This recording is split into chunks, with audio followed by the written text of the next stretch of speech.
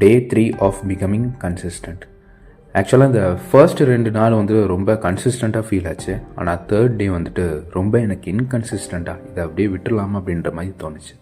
அதுக்கு மெயின் காரணம் என்னென்னா, இன்றைக்கி நான் ஸ்டார்ட் பண்ணது வந்து லெக் டே. மற்ற பார்ட்ஸ்க்கெல்லாம் நான் வந்துட்டு எக்ஸசைஸ் பண்ணும்போது ஐயோ இது நம்ம பண்ணணும் அப்படின்ற ஒரு தாட் ப்ராசஸும், ஆனால் லெக் டே வந்துட்டு பண்ணும்போது ஐயோ அப்படின்ற மாதிரி தான் எனக்கு தாட் வந்துச்சு.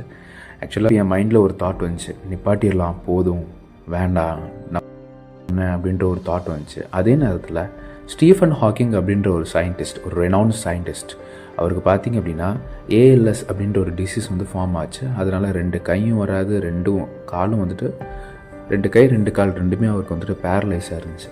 But he did a experiment and research in black holes. ஒரு வில் பவர் வேணும்.